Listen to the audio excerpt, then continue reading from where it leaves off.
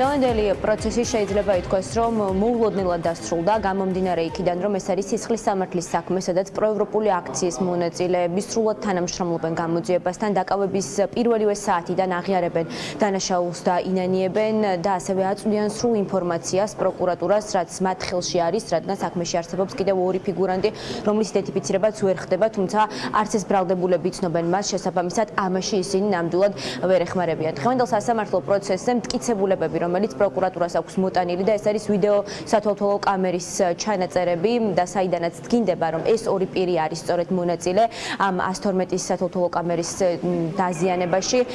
უდაოდ იქნა ცნობილი, ასევე უდაოდ იქნა ცნობილი გამოკითხვის ოქმები და სხვა მტკიცებულებები ნივთიერი მათ შორის, რომელიც საქმეში დევს მტკიცებულებად. ეს იმას ნიშნავს, რომ ამ მტკიცებულებების გამოკვლევას ვეღარასდროს შეძლებენ ამ საქმის მიმდინარეობის პროცესში, შესაბამისად ვერანაირად ზემოქმედება ვერ მოხდებოდა და ეს ადამიანები თუ იქნებოდნენ თავისუფლებაზე, ვერანაირ გავლენას გამოძიების პროცესზე ვერ მოახდენდნენ. სწორედ ამ გარემოებებიდან გამომდინარე არსებობდა მოლოდინი, რომ მოსამართლე ლელა კალიჩენკო მიიღებდა განსხვავებულ გადაწყვეტილებას სხვა აქციის მონაწილეების საქმეებისგან განსხვავებით და დღეს ამ ადამიანებს გირაოს საფუძველზე გაათავისუფლებდა. ერთ-ერთმა ბრალდებულმა დღეს სიტყვითაც მიმართა მოსამართლეს და უთხრა, რომ ის არ მიემალებოდა გამოძიებას იმ შემთხვევაში თუ უფლებას მისცემდა და რომ საბოლოო გადაწყვეტილების გამოტანამდე თავისუფლებაზე ყოფილიყო. იმავე დაკავშირებით ვიტამინს იგივე თქვა, რომ არანაირი არაფერი მიმალის საფრთხე არ არსებობს ფიზიკურად და პირიქით როგორც გადმოაქცენა აქეთ მიჩავერდი მართლობა საქმიანობაში და არც გაუცეულო არც უნდა ციტყვიერი რაღაცა ზედმეტი უბრალოდ როგორც საქმეს ისე მიყვება. ალკოჰოლური ზემოქმედების ქვეშ მყოფმა ორმა ახალგაზრდამ გასაშლელი კიბის მეშვეობით დააზიანა დაახლოებით 14 დააზიანა ესე ვთქვა, ჩამოაგდო გარე სათვალთვალო კამერები. საქმე გვაქვს საკუთრების წინააღმდეგ მიმართულ დანაშაულთან და რა იყო ეს სხვა რამე ლოგიკური კითხვა გაუჩნდება ობიექტურ დამკვირვებელს, რომ გარე სათვალთვალო კამერას არაერთს, არამედ 11-ს ღამის საათებში დაახლოებით ღამის 3 საათი არის დანაშაული ჩადენილი, ღამის საათებში აზიანა. მომდინარე სასამართლოს ორივე განჩინებაში ახალი დანაშაულის ჩადენის საფრთხე დასაბუთებულია მათ. სასამართლო განმარტავს, რომ ევროპული სასამართლო ახალგაზრდების გარემოებთან დაკავშირებით ამნისტიის იმანშტაბების ფონდების პერაზი პოლიციის და ის მოცემულობა, რაც სასამართლო ახალგაზრდებთან და უნდასთან დაკავშირებით შეისწავლა, ის რომ გირაოს გამოყენების სამართლებრივ საფუძველს არ აქმნის.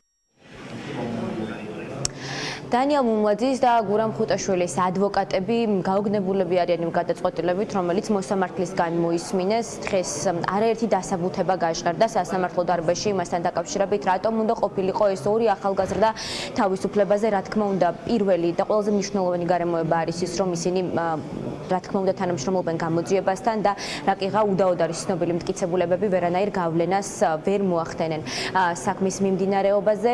გარდა ამისა, ერთ-ერთი ბრალდებული არის სოციალურად დაუცველი, მეორეს ყავს 3 წლამდე შვილი, არის ერთადერთი მარჩენალი ოჯახის და მოკლედ ყველა ეს გარემოება დღეს მოსამართლისთვის იყო ცნობილი და არსებობდა მოლოდინი, რომ გადაწყვეტილება იქნებოდა განსხვავებული, თუმცა დღეს ადვოკატები ამბობენ, რომ სასამართლო არის მიკერძოებული და ტენდენციური მაშინ, როდესაც საქმე ეხება აქციაზე დაკავებულ ადამიანებს და მიუხედავად იმისა, რაც არ უნდა იყოს საქმეში, რა მტკიცებულებებიც არ უნდა მეტყოლებდეს ამ ადამიანების სასარგებლოდ, ყველაზე მკაცრ აღკვეთ ღონისძიებას იყენებენ და ასევე სხვა შორის დღევანდელ პროცესზე გაჟღერდა ისიც, რომ 12,000 ლარი არის შეფასებული ის ზარალი, რომელიც ამ 11 კამერის დაზიანებით მიადგა სახელმწიფოს და სწორედ აი ამ თანხასაც ორივე მათგანი გადაიხდიდა მიუხედავად იმისა, რომ არიან მძიმე სოციალური ფენის წარმომადგენლები, თუმცა არც ერთი ეს გარემოება მოსამართლემ როგორც ჩანს გარემოება არ მიიღო მხედველობაში და ორივე მათგანი ისევ პატიმრობაში დატოვა.